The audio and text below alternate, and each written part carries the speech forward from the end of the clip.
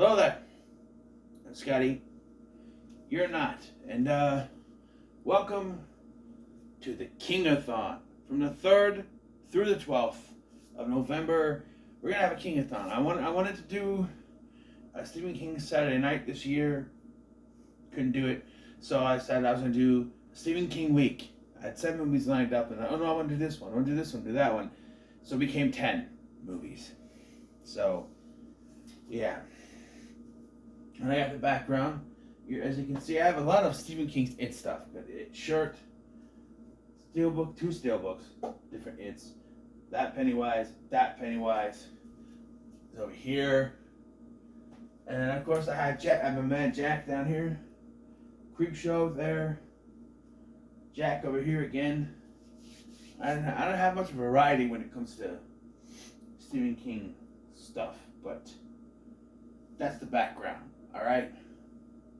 And we're starting off with what is a bona fide classic, The Shawshank Redemption. Yes. This is a movie I've seen now 3 times. And, yeah. Came out in 1994, I want to say. 94. Directed by Frank Darabont, who go on to direct The Green Mile, which I'm not going to watch because it's 3.5 hours long, and I'm not going to sit for that long. I had it on the list, that's why it's here. But, no. 188 minutes. That's 3 hours and 8 minutes long. No thank you. No thank you. No thank you. That's too long for me. This was 2.5 hours long. Still long, but I've seen it before. Haven't seen that before. Notice it. No thank you. Just no thank you. So, I know some of you are going to say, oh, but it's a good movie, Scotty. It's a good movie. I don't doubt that. It's Tom Hanks. Michael Clark Duncan. I don't doubt that. But I'm doing a prison movie here. So we're going to talk about The Shawshank Redemption. Like I said, it's my 3rd time watching it. Once upon a time ago, I had a DVD version of this that I watched twice at one point. I watched it once, and then I watched it again some other time. It's a long movie, and it's not a very easy movie to watch. Really look at the subject matter of it. The story here is Andy Dufresne is arrested for the murder of his wife and her lover, a golf pro. And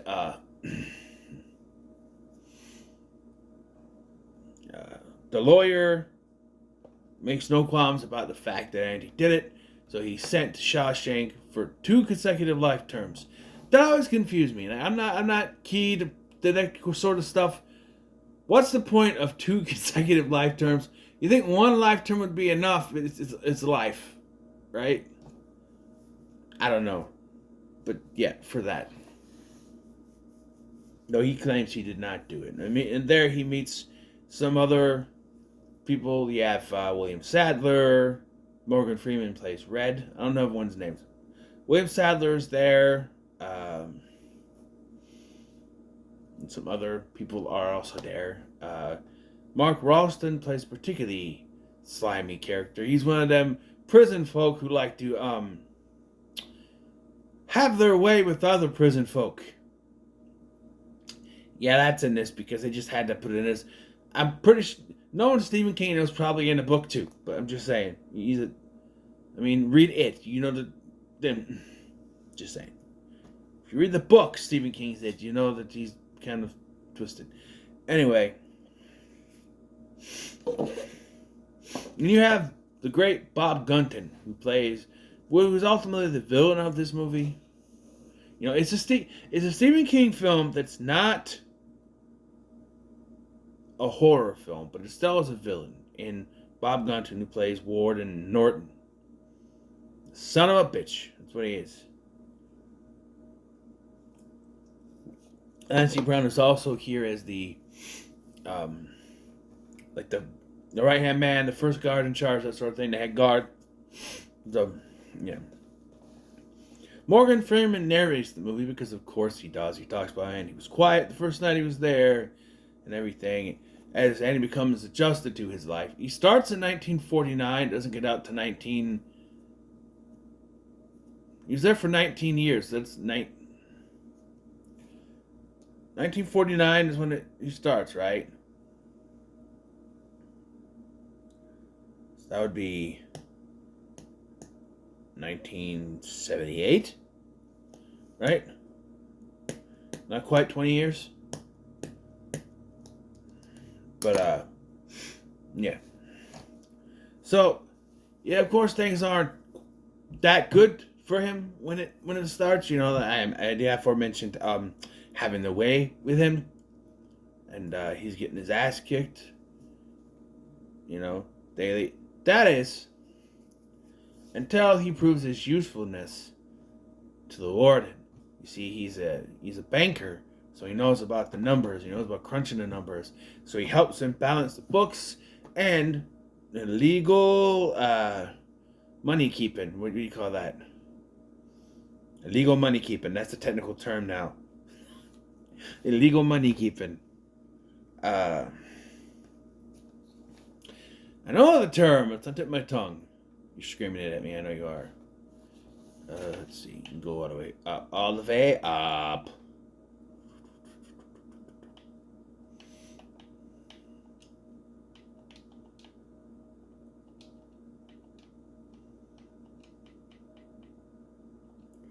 Shawshank Redemption.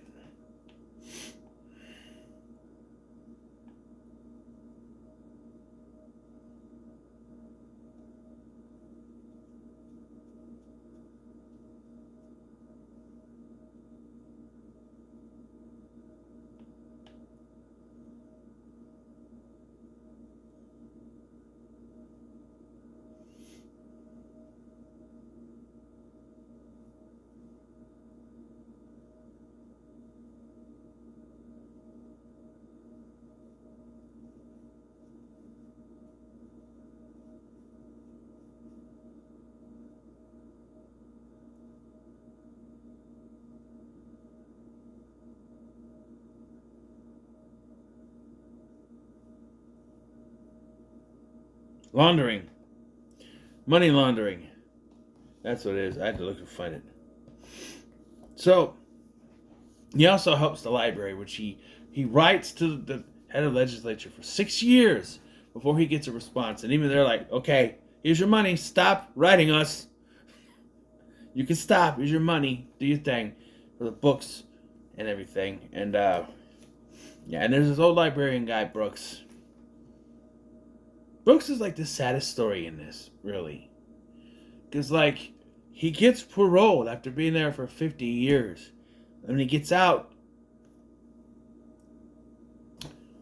what's left? Like, if you had any family left that might not want anything to do with you if you did what they said you did. And then what do you do with your life, you know? So eventually he opts to end it.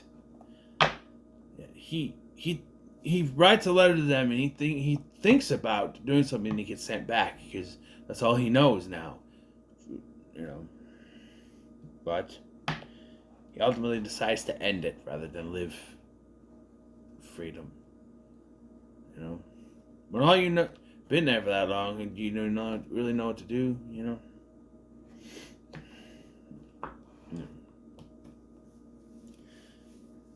So he, after doing the library thing, he helps with this money laundering and everything. And then he becomes a little friendly. People start to like him. He has guard protection because he's helping out the warden, so he becomes more into that. He starts to have a more laid back kind of life, you know, even though he still doesn't think he belongs there because he keeps saying he didn't do what they said he did. But, you know, and then comes a man named Tommy. Tommy, well, I need to look up. Okay. This actor I've seen before. Gil Bellows. There's Tommy Williams. Where do I know him from? Shawshank Redemption. Well, I know that. Chucky. He was in a Chucky show? Smallville. Scary. He He was the deputy in Scary Stories to Tell in the Dark. I just remembered that. Okay. Well, reading stage credits. Well, you have to go to no another page. Blah, blah, blah, blah, blah, blah.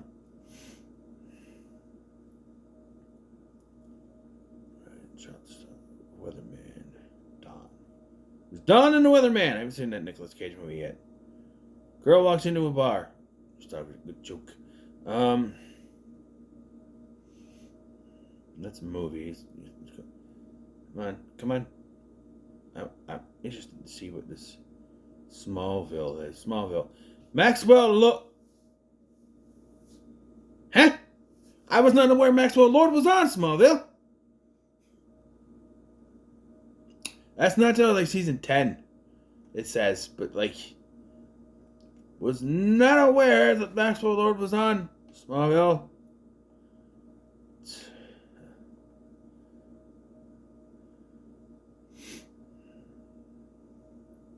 Still acting to Chucky. No, Warren Price.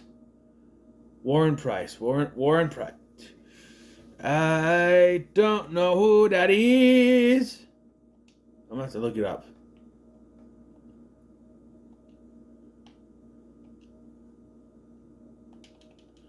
What the? Why did it? Okay. Chucky.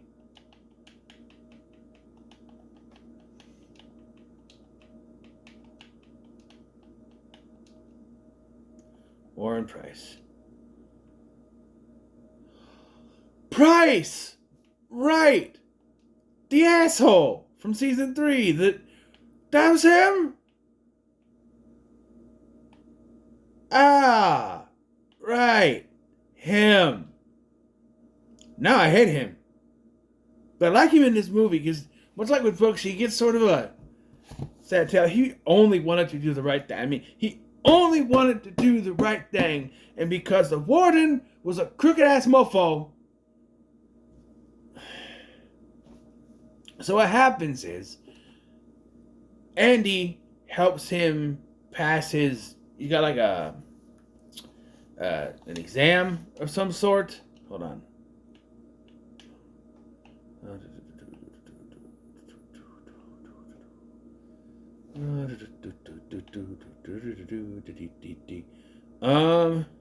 It passes general education development exam. Tries to help him do that. We find out later he did pass with a C+, which is passing. Hey, a D+ is passing. I know. But, yeah, but then he's telling this story to Red later. He's like, well, because first of all, he talks about, he's talking to Red about, why is Andy in here? Because at first they're like, well, what did you do? He goes, well, don't you know? He's like, well, because he tells them exactly what he did. He did a whole story. And he's like, what'd you do? Nothing. Don't you know everyone here is innocent? Something like that. You know, but here, he's talking to Red, and he's like, well, what really did he do? And he tells him, his wife was cheating on him with a golf instructor, and they went for murder. I guess what Andy says is the lawyer gypped him, something like that. The lawyer screwed him. So then Tommy gets real like blank in the face, and he's like, what? So he tells them he had a cellmate at another prison. That, I'm gonna get the name right here. I'm sure it's in the credits. Not here.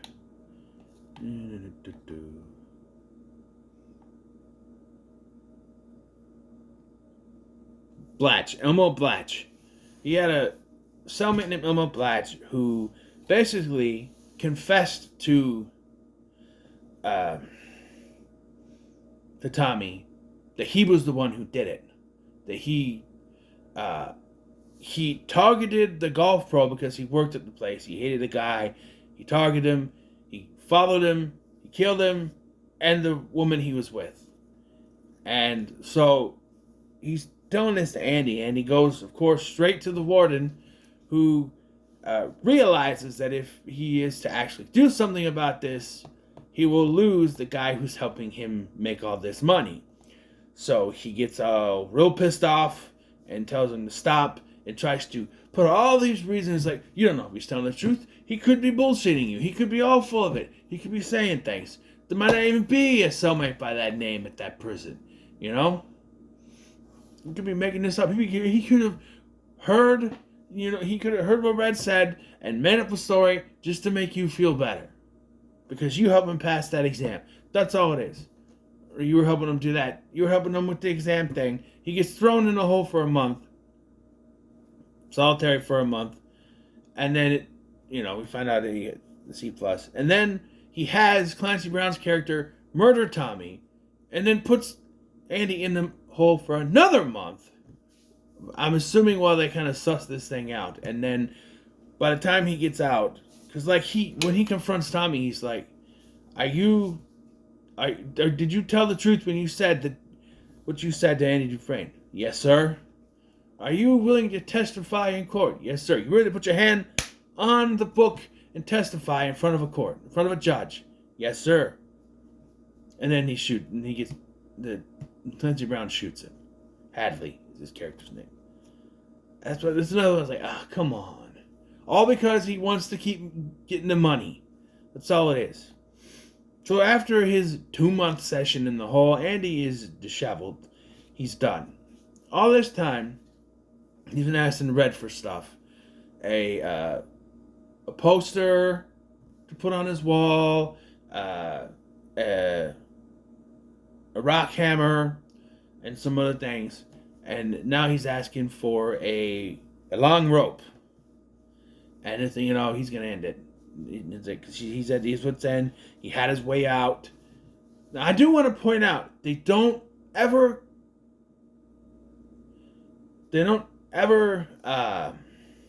confirm if, they confirm that this guy told him about it. That what he said was 100% true, but they never confirm if what that guy, that Blanche, or whatever his name is, actually did it, or if he was just making up stories because he read in the paper or some shit. We never exactly find out. Although Andy does say throughout the film he did not do it. You know what? By the end of this movie, the way he was hoping he was free. Because it's not like one of those things where the other ones, where they've been in there and they finally get paroled and all that stuff. He had hope. That's the whole meaning of this movie, is hope. He had hope in his eyes. To me, that says he was innocent. Because, I don't know. Even if you keep saying you don't belong there, your conscience still kind of weighs on you a little bit. But, I don't know. I don't think he did it. I'm just saying.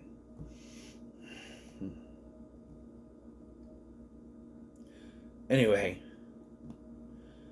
So, the next morning they have roll call. Andy does not show up, and he is missing. And,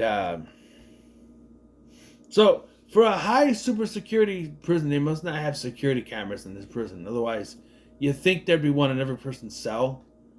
But no. I guess this is supposed to be 1950s, so we didn't have those back then, I guess. I don't know. I keep forgetting it's not actually 94. It's like the 1950s to the 60s, whatever. I said that earlier, and I really forgot. Anyway, it's when the warden throws a rock, the rock that he used, at the poster. It reveals a hole, and you get that classic shot of him looking in the tunnel. And he had climbed out, and the other classic shot of him in the rain like this, and he's all happy, he's free, he's got freedom. Before this, he told Red, hey, when you get out, you go to this place with this tree, you look underneath it. Meet me in, hold on. I have to actually look this up, because I don't remember things that well. Alright. He says, he dreams of living in Zihuatanejo, a town in Mexico, on the Mexican Pacific coast. Yeah, okay. And he traveled to a specific hayfield near Buxton and recover a package that Andy buried there. This is where Red thinks that he's, going to off himself. But, yes, with rope, he's not there. The poster, it's Raquel Welch now, instead of what it was before, which was,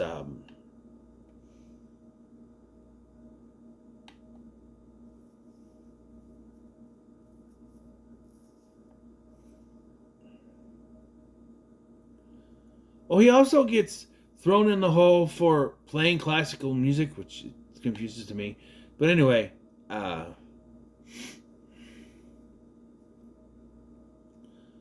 so he, 1 year after Andy's escape, Red is paroled after serving 40 years.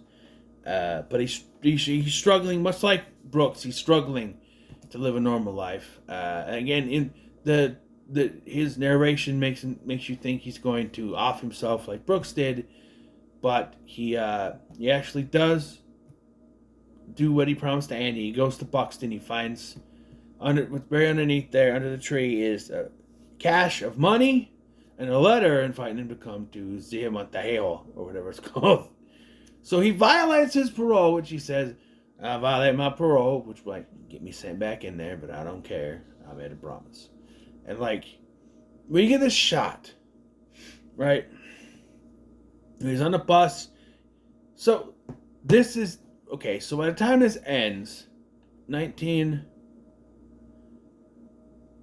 years, and he goes in, we get it right here. So, 1947, he is sent in there. So, 19 years, you do 10, there's 57.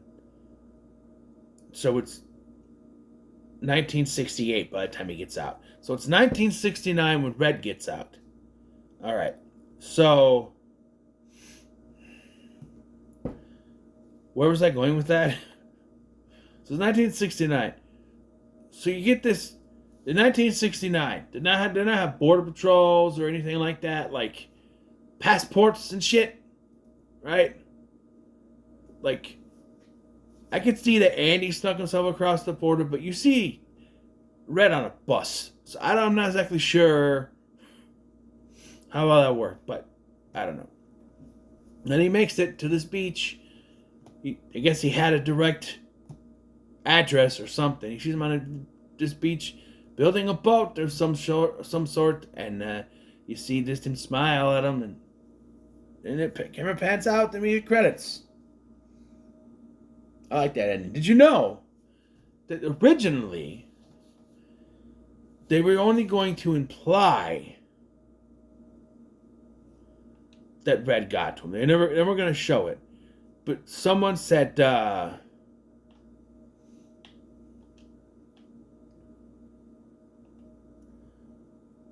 film originally had a cold open that played out Andy's crime with his trial playing throughout the opening credits. These scenes were edited together to create a more punchy opening. One scripted scene, which Darabont described as his best work, was left on film because of the shooting schedule. In the scene, a dreaming Red is sucked into the poster of Rita Hayworth to find himself alone and insignificant on the Pacific shore, saying, "I am terrified, there's no way home." Darabont said he regretted being able to capture that scene. In Darabont's original vision for the end of the film, Red is seen riding a bus towards the Mexican border, leaving its fate ambiguous.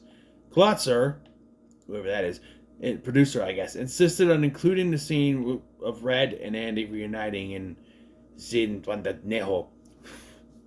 She said Darabont felt this was a commercial slappy ending, but she wanted the audience to see them together.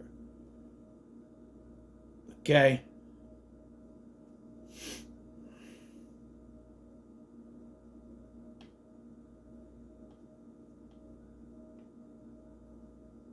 But anyway, there was more dialogue to it too, but they just sort of, they filmed it and they gave Darabont final decision, but because the people at the screening liked it so much, he kept it. So, yeah. And when I say classic, this is a classic. In 1994, I was 7. So, I didn't see it till I was an adult, but this is one of those movies that you see. I think for a long time it might still be the best movie ever made. They said, which is funny because it bombed. Yeah, here, hold on. Does it say up here where the thing is?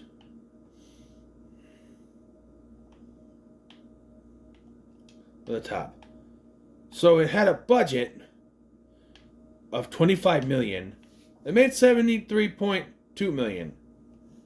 The hell was it made its money back. Apparently it wasn't enough. It made its money back. And a little bit then some, but apparently it was only $60 million during its initial theatrical run. Huh?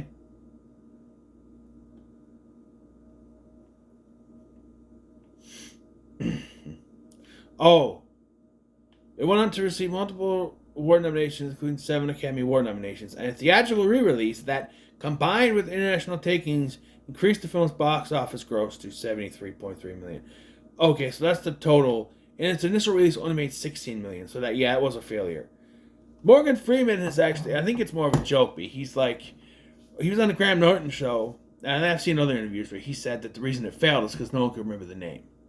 Like, he had someone come up to him and go, "Hey, I like, I saw you in the Hudsucker reduction."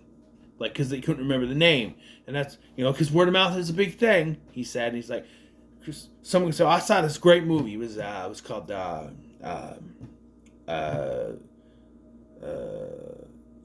Seesaw. Like, he says that because people couldn't remember the name, which, I don't know. It's a name that I've remembered since even as a kid, seeing stuff on TV and everything. So I don't know how much that works, but and I love this movie. I've seen it. This is the third time now. Every time I watch it, it is a very good movie, of course. So I would say that it goes to the moon. That catchphrase has outlived the wrestler that came up with it. That was Shawshank Redemption. No, I can remember that. But what? Cameron Grimes. He did that catchphrase, and he's no longer in WWE. I don't know if he does that catchphrase out in.